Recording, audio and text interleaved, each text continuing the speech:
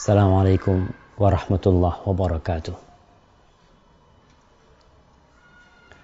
Hidup di muka bumi ini penuh dengan perjuangan,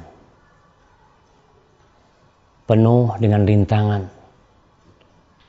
dan fase-fase yang kita jalani dalam kehidupan itu, yang udah diatur oleh Sang Pencipta, pada hakikatnya akan mengantarkan kita kepada kesempurnaan, kepada kematangan kepribadian kita. Kita lihat bagaimana Nabi Yusuf alaihissalam, Allah Jalla Jalaluh mendidik, menumbuhkan Nabi Yusuf alaihissalam di sebuah lingkungan yang dengannya dia menjadi kelak seorang nabi. Nabi Yusuf alaihissalam diusir, bukan diusir ya, tapi dia dibuang. Yang buang Nabi Yusuf ini keluarganya sendiri. Kakak beradiknya itu berkonspirasi untuk menjauhkan Nabi Yusuf alaihissalam yang dimanja sama bapaknya Nabi Yakub, sama ibundanya, itu ingin dipisahkan oleh kakak beradiknya dari orang tuanya. Dan ujian ini adalah ujian untuk dua makhluk Allah Jalla Jalaluh, untuk Nabi Yusuf sendiri dan untuk ayahandanya Nabi Yakub alaihissalam. Dipisahkan tuh dua orang yang saling mencintai. Tapi Allah Jalla Jalaluh memiliki hikmah yang sangat besar sekali.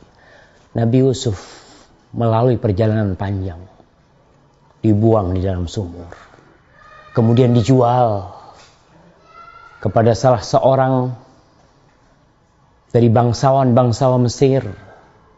Kemudian setelah dewasa, dia digoda dengan istrinya. Dan setelah itu dia dipenjara bertahun-tahun.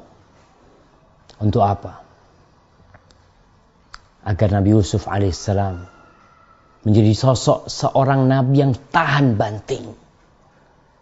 Bisa dibayangkan, kalau Nabi Yusuf alaihissalam hanya di rumahnya bersama orang tuanya, tinggal bersama orang tuanya, diberi makanan yang enak, dimanjakan oleh orang tuanya. Dan kita lihat anak-anak yang dimanjakan. Jadi apa akhirnya?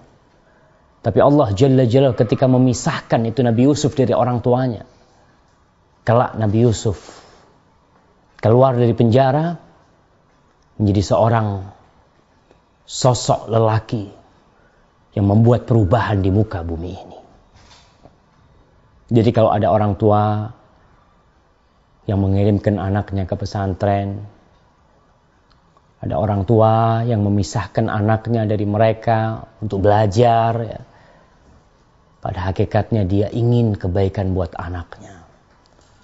Dan Nabi Yusuf alaihissalam dalam kondisi perjuangan beliau di penjara, beliau tetap berdoa kepada Allah Jalla Jalaluh.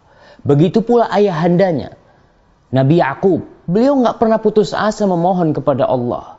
Bahkan tatkala adik Nabi Yusuf alaihissalam nggak bisa balik, ya, Benyamin itu. Kemudian kakaknya yang paling tua pun juga nggak bisa balik karena nggak mau balik kakaknya. Maka Nabi Yakub alaihissalam tetap optimis dan dia memohon kepada Allah agar Allah mendatangkan bihim jami'an, semuanya dibalikin nanti.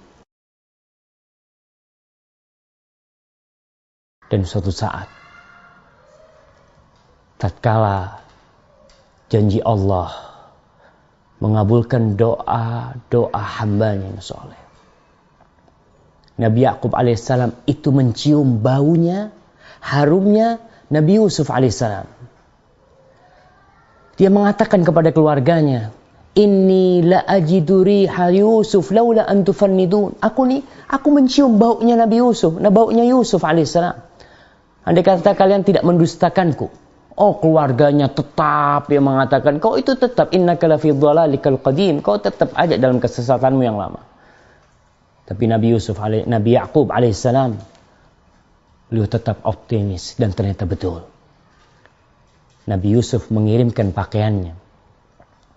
Dan ketika pakaian itu dilemparkan ke wajah Nabi Yaqub alaihissalam, fartadda basira. Nabi Yaqub bisa melihat. Subhanallah. Langsung anak-anaknya itu mereka meminta maaf kepada orang tuanya. Dan keluarganya minta maaf kepada Nabi Yaqub alaihissalam. Saudara-saudaraku, jadi hidup ini penuh perjuangan. Kalau kau mendapatkan cobaan, ya lihatlah Nabi Yaqub alaihissalam cobaannya. Cobaannya dipisahkan dari anak tercintanya. Cobaan dia, subhanallah, dia jadi buta karena seringnya menangis.